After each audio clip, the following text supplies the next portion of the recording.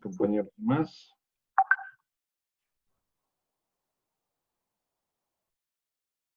Buenas noches, Leonardo. Buenas noches, Pablo.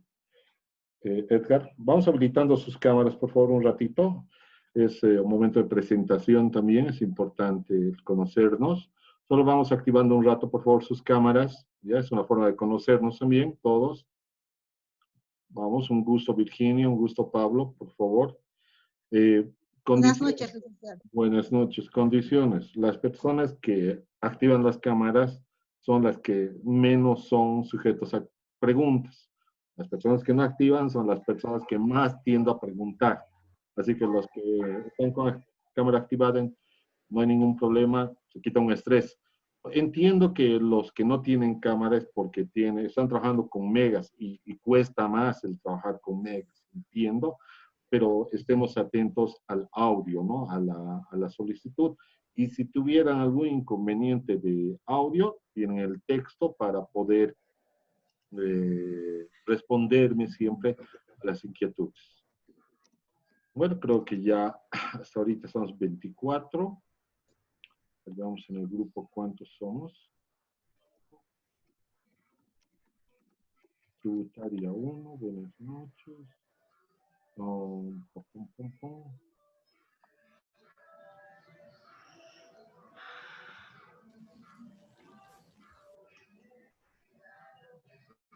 Detalle.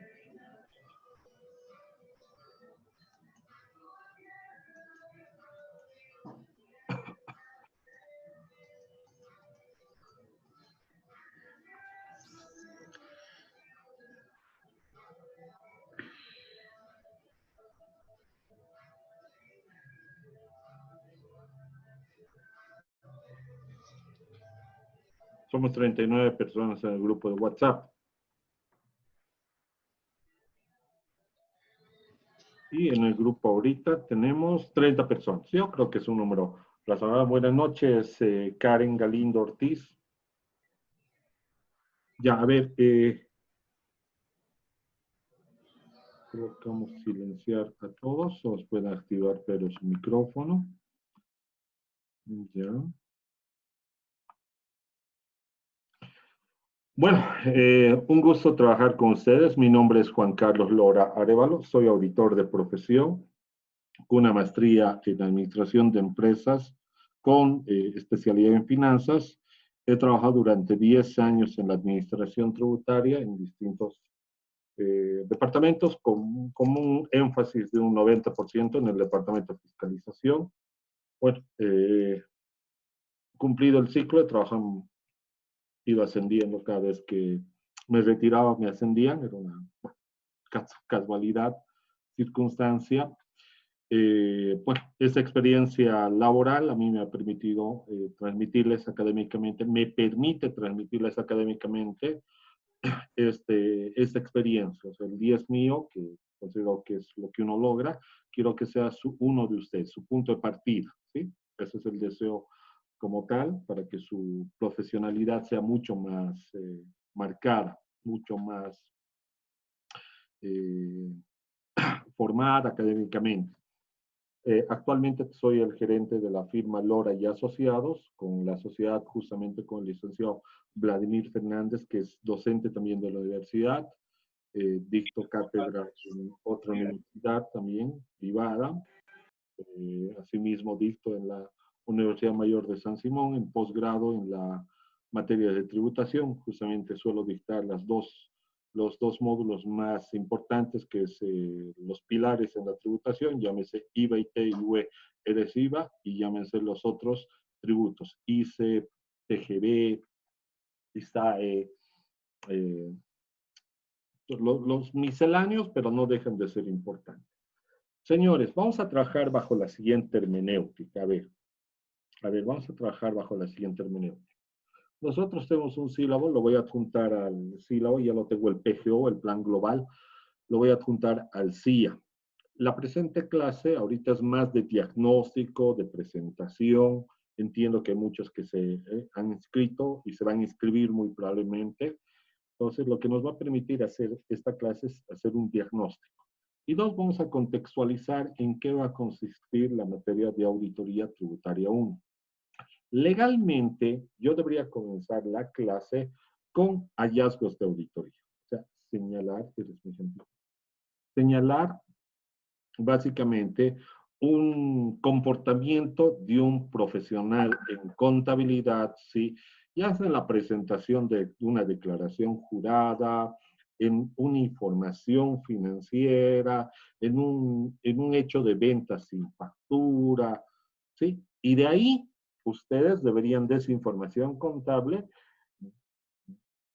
el evaluar, el analizar si en ese proceso de revisión a esa información financiera está parametrizado en el marco de la legalidad. O sea, que esté bien elaborado por parte de este profesional contable, que esté bien resuelto, bien ejecutado su labor. Entonces, el analizar, y no necesariamente desde el punto de vista contable, porque el profesional en contaduría pública, cuando determina que ejerce en la praxis como contador, como responsable contable, cuando hace la presentación de una declaración jurada, se basa en muchas fuentes, se basa en el libro de ventas, en el libro de compras, el cual se basa en las facturas de venta emitida.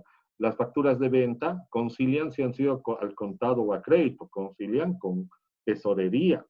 Si hay estados de cuenta, concilian con el estado de cuentas y con el departamento de cobranzas, concilian con el libro de ventas menores, ¿sí? Si tienen bancarización, o sea, ventas o compras más de 50,000, tendrán que manejar un registro auxiliar de transacciones más de 50,000, cuyo pago tal vez sea 2,000, 8,000, no importa el pago, cada pago por esa transacción más de 50,000 tiene que ser bancarizado.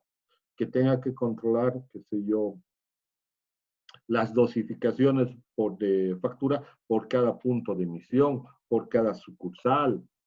Entonces, tiene bastantes labores que tiene que presentar la declaración jurada del IVA.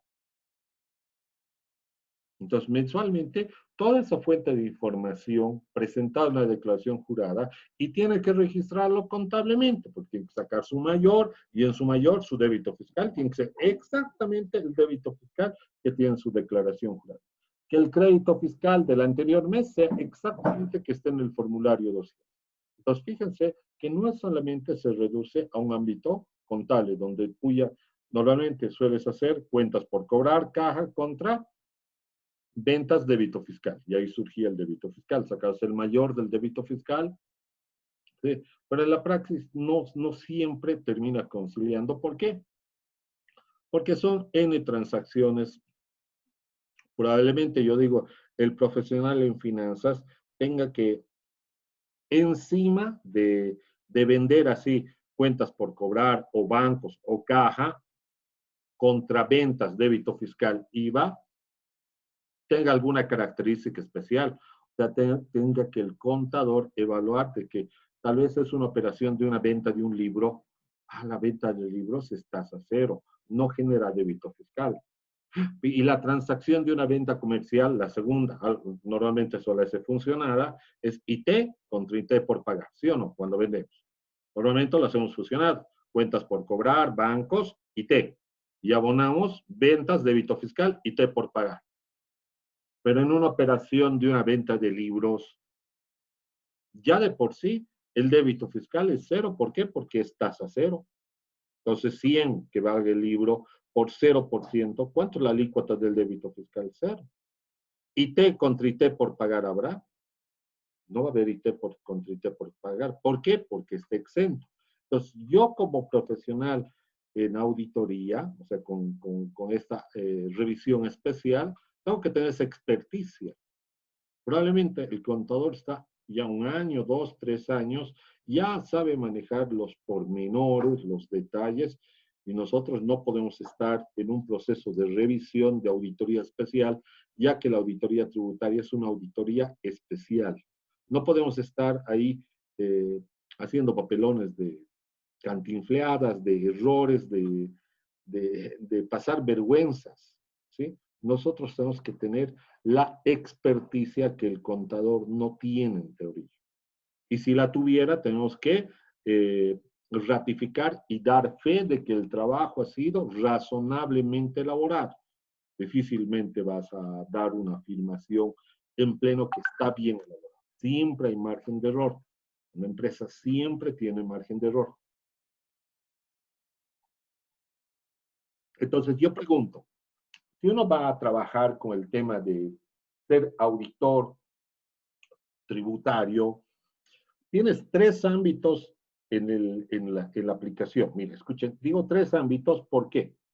Si vas a ser auditor y tienes que tener un conocimiento, ¿sí? Una experticia en materia tributaria para cuestionar la labor de un profesional contable. Este auditor puede cuestionar los puntos tributarios que hubiera ejecutado el contador desde el punto de vista de la administración tributaria. O sea, no sé, Erika Valderrama decide formar parte de la administración tributaria como técnico, o como profesional 1, o como supervisor, o como jefe de fiscalización, o como gerente. O sea, la experticia que le va a llevar los años le va a dar esa posibilidad. ¿Pero qué significa? Que es un auditor pro indivio fisco, o sea, precautelando el bienestar del Estado. Entonces, ella, en un proceso de revisión de auditoría desde los ojos de la administración tributaria, lo que busca la institución es recaudar. Y solo te va a observar las cosas que son favorables a la administración tributaria. No te va a observar las cosas que van en contra de la administración tributaria. Por ejemplo, tú deberías tributar el IVA de 100 y has tributado de 120. Nunca te va a decir impuestos, oye, mira, has tributado de 20 bolivianos en demasía, tienes que rectificar, regularizar. No lo va a hacer. Porque impuestos, los responsables, los auditores de impuestos, no son pro indivio contribuyente, son pro indivio fisco, o sea, precautelan el bienestar del Estado, no del contribuyente. Entonces, si tributaste más, la administración algo debe tener. Por algo lo ha hecho. Y lo deja así. ¿Está claro? Solo precauto. Y dos, un auditor de impuestos nacionales nunca te va a decir, tiene que hacer este ajuste contable. Eso ya verás si tú haces su ajuste contable, cómo regularizas tu ajuste contable. La administración tributaria tiene 8 años por ley para poder fiscalizar, para poder hacer esas auditorías. Imagínate, Dayana, ¿sí? Que Impuestos se haga la auditoría del 2016 en plena vigencia, porque el 16 vence del 2017, 18, 19, 20, 21, 22, 23, hasta el 2024, el 31 de diciembre. O sea, que lo haga hoy, recontra en plazo de prescripción. Pero encontramos que el 2016 tienes ventas sin factura, bolivianos 400,000. Pero tu inventario tenías en teoría 1,000,000. En teoría, digo, en papeles, ¿no? 1,000,000. Y yo reviso, reconstruyo inventarios como auditor de la administración tributaria y te digo, oye, no hay 1,000,000. Aquí solo hay 600,000, 400,000 ventas sin factura. IVA, IT y UE. Y encontramos. Ya, paga Dayana. Y luego Dayana me va a preguntar, y ahora ese inventario en papeles siga la gestión 2020. O sea, hasta el día de hoy sigue esa mercadería en papeles. ¿Quién tiene que regularizar? Dayana, como responsable contable, tendrá que regularizar un asiento de ajuste disminuyendo el inventario del 2016, el 2020. Porque es deuda. El auditor ha encontrado, no sé, vouchers, depósitos, contratos de ventas, notas de recibo, algún elemento que pruebe y determine que el hecho generador de dicha venta fue el 2016. Y ese es nuestro rol. Buscar y revisar y encontrar esa evidencia, los elementos probatorios, ¿sí? Para que llegado un depósito bancario, un recibo, una denuncia, una toma de inventarios, reconstruyendo inventarios, retroceden de hoy al 2016, te falta 400,000, va a ser objeto de pago. Pero no tiene sentido que Dayana pague el 2016 porque la administración tributaria sí le coerciona en el ámbito de su derecho. No tiene sentido que vuelva a pagar el 2020. O sea, su inventario tiene que disminuir el 2020 400,000 porque trucho, ya no existe, ya pagó. Va a tener que rectificar. Es más, va a pagar del 2016 con interés y actualización, porque es deuda tributaria. Contablemente, nunca impuesto te va a decir, ¿sabe qué? Su asiento de ajuste va a ser tributos contra bancos. Egreso. Y primero no es egreso del 2020, no sé si te lo hacen hoy. Es egreso tributos del 2016. Pero también hay actualización del 2017, interés del 2018. Hay actualización e interés del 2019 y hay actualización e interés del 2020. Entonces tendré que afectar al resultado de gestiones anteriores, con un énfasis muy significativo en 2016. El 2017 solo interés y actualización, 18 solo interés y actualización, 19 solo interés y actualización. Y gastos extraordinarios en 2020 por interés y actualización al día de hoy. Esto de resultado de gestiones anteriores. Esto a gastos extraordinarios. Fíjense, eso nunca te va a decir un funcionario de la administración tributaria. Ahora, ¿será un gasto deducible para propósitos tributarios? ¿Será válido? No, no es deducible. Entonces, ese conocimiento o experticia lo vamos a tener que desarrollar nosotros. Digo desarrollar porque en teoría ya lo saben, en teoría. Nilda, Salamanca.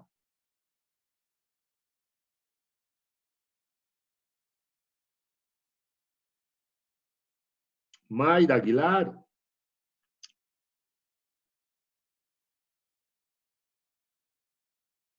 Lorena. ¿Estamos vivos? Sí, listen. Oh, muy bien, Nilda, un gusto. Un gusto, Nilda. Entonces, yo pregunto, sí, es difícil que tengamos esa expertise, pero es una labor. Sí, es una labor trabajar en la administración tributaria. Hacer esta auditoría especial y afectar contablemente, el contador de la empresa tendrá que ver qué partidas afectan. La administración tributaria solo recauda, solo cobra, tributo, deuda. Ese es su rol, es recaudar, es un ente que hace la recaudación. El otro proceso de auditoría es la que la misma normativa establece cuando dice las auditorías, ¿sí?, de operaciones financieras, cuyos ingresos son, por ejemplo, más de 1.200.000. El contador va a tener que elaborar el ITC. Aquí, el contador va a tener que elaborar el ITC, Información Tributaria Complementaria. Y el auditor de una firma independiente que no sea de impuestos va a tener que vertir un pronunciamiento tributario. Revisar estas informaciones tributarias complementarias, hacer una selección de una muestra representativa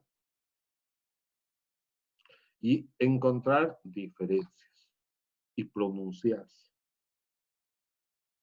Entonces, percátense que el rol de un auditor, ¿sí?, normalmente va ligado dentro de las auditorías financieras, o sea, de la auditoría financiera donde tienes que vertir tu dictamen, te dice, me vas a hacer estos procedimientos adicionales cuyo contribuyente tenga más de 1.200.000 de ingresos brutos en el año.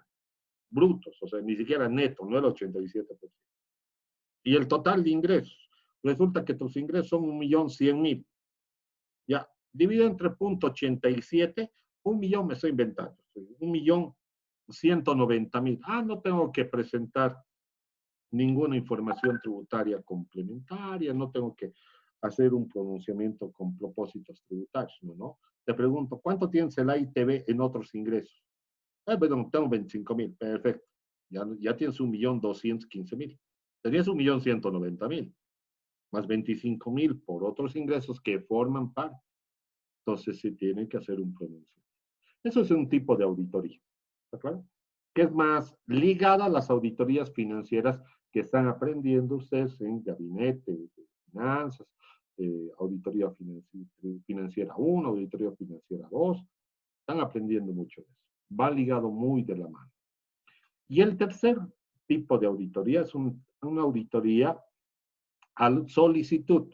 O sea, tomando en cuenta que Nilda Salamanca ya tiene, o sea, unos 5 años de experiencia en la administración tributaria, se retira. Y yo decido confiar en Nilda y le digo, mira, quiero ver que me hagas una revisión de una auditoría especial de las gestiones 2015, 16 y 17 y 18. ¿Por qué? Voy a poner la siguiente pregunta. Porque nosotros somos una entidad de intermediación financiera, de colocación de créditos, pero no somos regulados por la ASFI. O sea, colocamos créditos, prestamos plata, cobramos un interés, pero no estamos regulados por la ASFI. O sea, son prestamistas. Sí, somos prestamistas. ¿Por qué esa cara? Porque, bueno, de un órgano determinado de la institución del Estado, yo digo que sus profesionales hagan un fondo de aportación voluntaria, no están obligados. Pero al hacer ese fondo de aportación, un colchoncito, tienen derecho a solicitar un crédito. Entonces, cualquier sujeto solicita un crédito, paga un interés y con ese interés fortalecemos su posición, su patrimonio de los ahorristas, pseudo ahorristas. ¿Está claro? O sea, es como una jubilación privada. Eso sería en un órgano determinado del Estado. ¿Ya? Ojo que no es obligatorio, así lo han decidido todos los profesionales de este órgano, de esta institución, y han dicho, vamos a aportar voluntariamente. ¿Ya cuánto? El 10% de nuestro sueldo. Excelente, y vamos a crear un fondo donde vamos a poder prestarnos y va. La pregunta le dice, por favor, Nilda Salamanca, quiero que me digas si yo tenía que pagar el IVA y el IT del 2016, 17, 18, porque nos hemos constituido 16, 16, 17, 18, deberíamos pagar 3 años. No 2019, porque nosotros ya hemos empezado a pagar, o sea, el IVA y el IT. Pero yo pregunto, ¿deberíamos pagar? O sea, está en duda el 2019. Eso es una auditoría especial, es a solicitud. Y el alcance que le está pidiendo solo es IVT y solo es de 3 años. Entonces, es una auditoría a solicitud. Y es muy, muy, muy especial porque se está pidiendo solo determinadas gestiones. Entonces, ese es nuestro ámbito profesional, ¿sí? De desempeño. Muchos de ustedes van a terminar trabajando en la administración tributaria, eso es con certeza. Y puede ser la casa del jabonero, el que no cae resbala. Ya sea como fiscalizado o ya sea como fiscalizador. O sea, una persona que está sujeta a revisión. Pablo Edgar Flores, por decir, tiene su proyecto, su negocio, su empresa, y voy a importar productos de forma privada y lo hace. Excelente. Tarde o temprano te va a tocar la puerta y te va a decir, está en un proceso de revisión.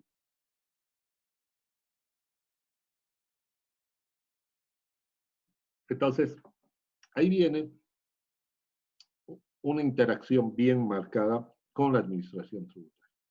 Segundo punto, en la praxis no hay muchos tributaristas, son muy pocos.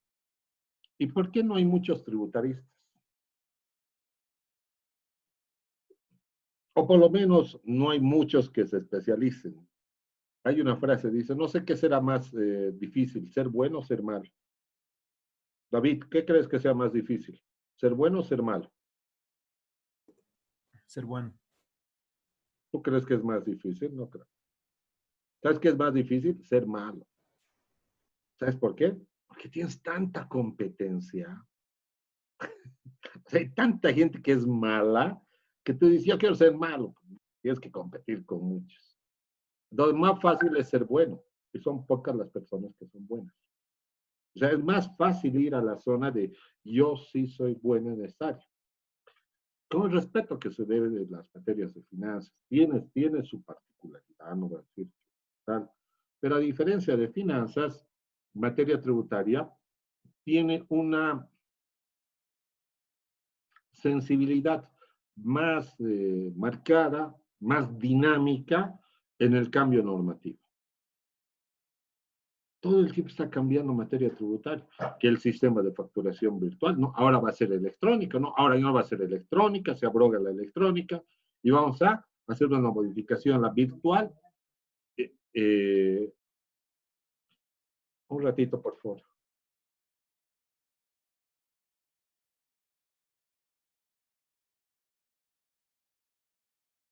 Entonces, ahí tenemos un gran problema, que las nuevas disposiciones, que el tema de COVID, que se dé algunas, todo el tiempo esté prórroga, prórroga, prórroga, ¿sí?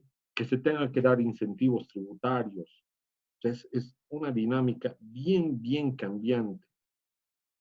Ya de por sí, nuestro código tributario, por ejemplo, nuestro sistema tributario, la ley 843, el IVA y el IT, estamos hablando de 1986. Muchos de ustedes ni habían nacido, ¿o no? Muchos de ustedes no han nacido, de los grupos, excepcionalmente una persona que está continuando una formación probablemente, ¿sí? No es malo, pero la mayoría ni había nacido. Y había un sistema tributario que sigue vigente hasta el día de hoy. Y miren la incongruencia.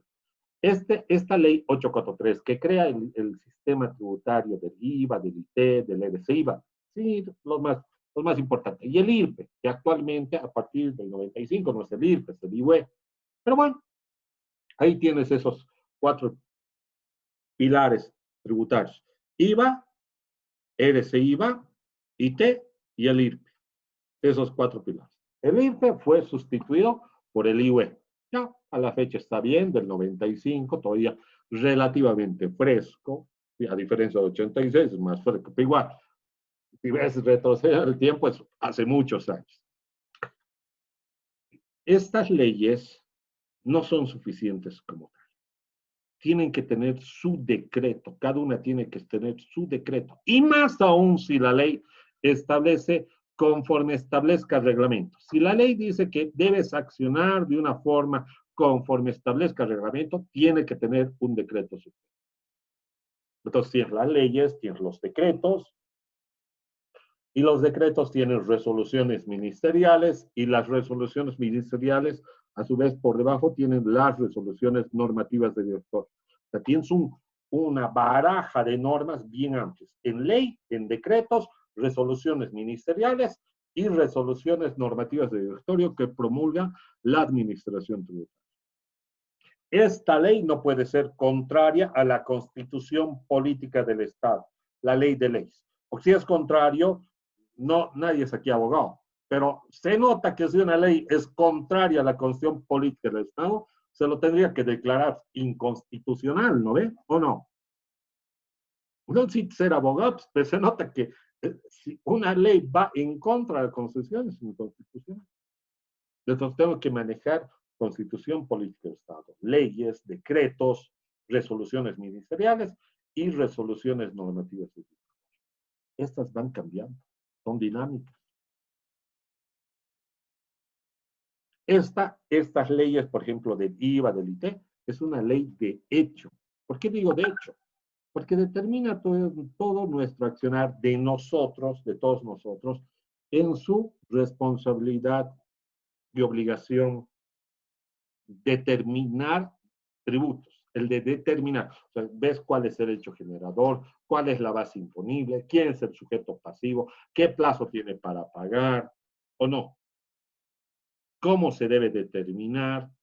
Entonces, tienes en qué declaración jurado o formulario debes presentar. Entonces, tienes toda una hermenéutica de actos, de procesos, de acciones para honrar una deuda. Pregunto yo, tenemos a su vez una ley en materia tributaria, esta ley 843 con su ley, decreto y normas, no es suficiente. ¿Sí? Nilda Salamanca.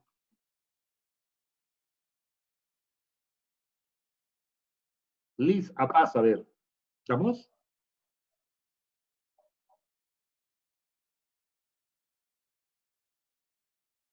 No estamos con Liz Apaz.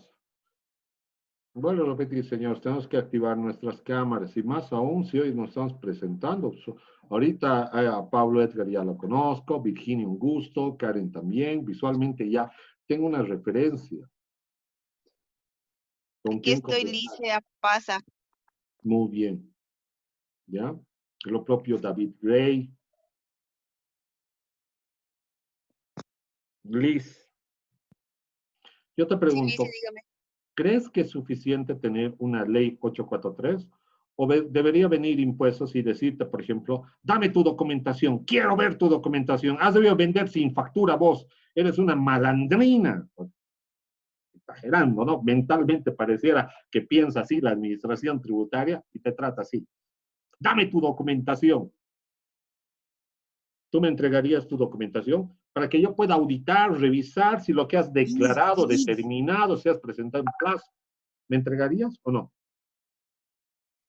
Si está todo en orden, sí, Lice. Dame ahorita, ahorita. Eso se ve complicado. ¿Por qué?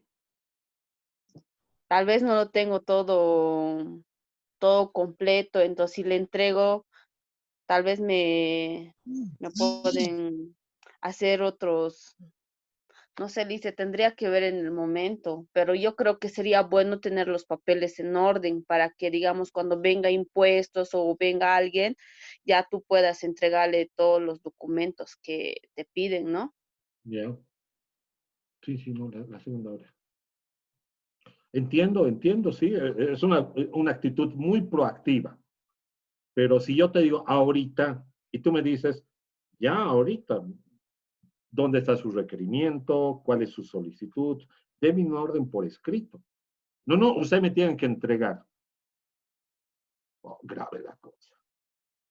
No, yo creo, Lice, que tienen que traerte un papel para que tú puedas presentar o darles todos los documentos que ellos te están pidiendo. Si no te dan ni un papel donde te están, o sea, te pidan que sí o sí tienes que darle, entonces no creo, yo creo que sí o sí tienen que mostrarte un papel donde diga que les presentes, entonces en ese caso sí, pero si no, no, Lice. Kevin Cayetano, ¿es Caetano o Cayetano? Caetano, Lice. Te has comido la Y, ¿por qué no te gustan los Cayetanos? No, Lice es original, el apellido es único. Ah, ese es el original, ah, ya está bien. Está bien, ya lo has personalizado, está bien. Probablemente, nunca he escuchado a Caetano, sí he escuchado a Cayetano. Pero, Creo un que es gusto, Kevin. brasilero, Lice. Ah, ya está Igualmente, bien, Lice, está un bien, gusto. está bien, está bien. Viene con Zumba el apellido. A ver, una pregunta, Kevin. ¿Has escuchado lo que Liz Apaza te señalaba y decía, no me parece que venga y me pidan? Sería un improperio de la administración tributaria que le exija, ¿no ve? O no, el decir, tráeme la documentación ahora. ¿Por qué? Porque yo soy funcionario de la administración tributaria. Se está irrumpiendo un principio, seguridad jurídica, debido proceso. ¿Y dónde está el tema de seguridad jurídica? ¿Dónde crees que esté normado? ¿Qué plazo tengo? ¿Cómo me debe pedir? Es más, si me va a pedir algo, ¿cómo tiene, qué contenido debe tener dicho requerimiento? O sea, que es lo mínimo que debería tener. Porque no creo que sea la ley 843. La ley 843 determina tributos, te establece bases imponibles, sobre qué base vas a pagar, te dice qué alícuota, qué plazo, qué formulario, cómo vas a manejar, si vas a manejar de facturas, de dónde vas a sacar, ¿sí o no? Es más accionar de determinar deudas.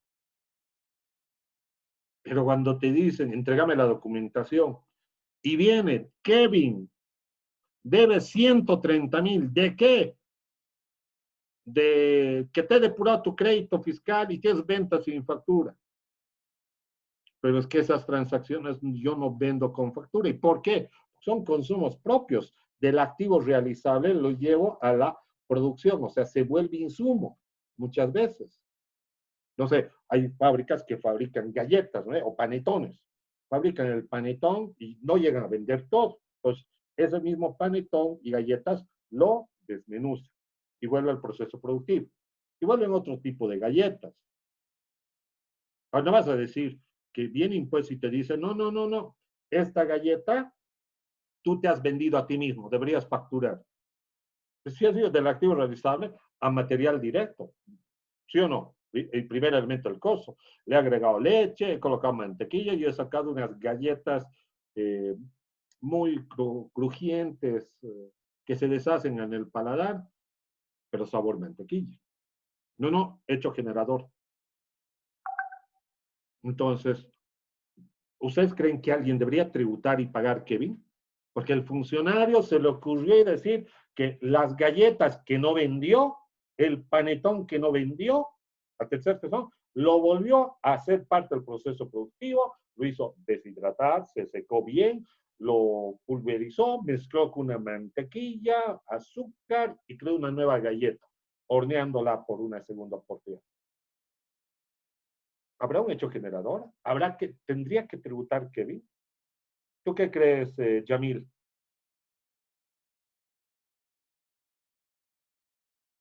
Dice, no tengo idea. ¿Sí? Karina Flores, ¿qué crees?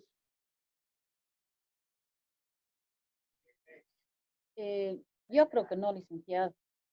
Yo también creo que no, porque no hay un hecho generador, no hay un sujeto pasivo.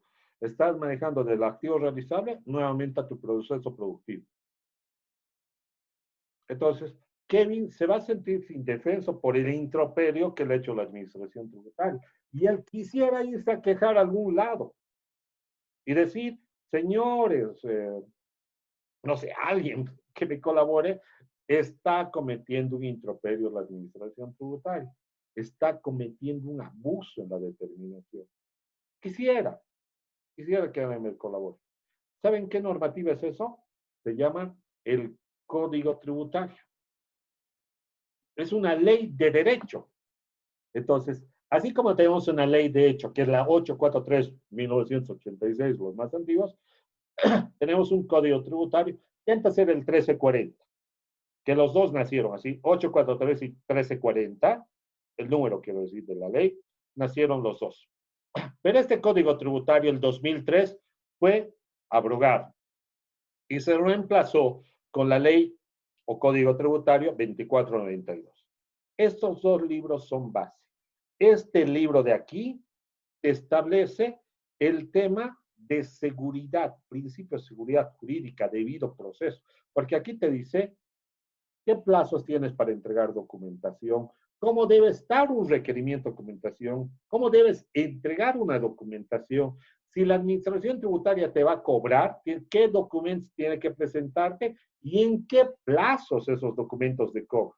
Una vez que te cobre, también tú tienes el derecho de impugnar y tienes otra instancia llamada autoridad de impugnación tributaria, donde puedes dirimir con la administración tributaria para que sea una tercera institución que resuelve ese conflicto. Todo eso está establecido en la ley 2492.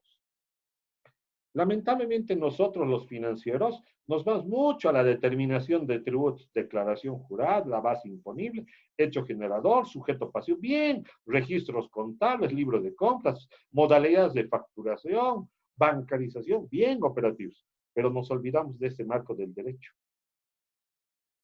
Ignoramos.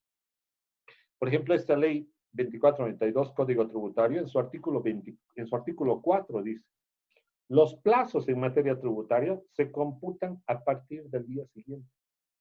Si son hasta 10 días hábiles, si el plazo es más de 10 días, se computa a partir del día siguiente y se computa de forma corrida, o sea, de lunes, martes, miércoles, viernes, sábado y domingo. Si hoy día, por ejemplo, yo te notificara algo, hoy te notifico algo, se computa a partir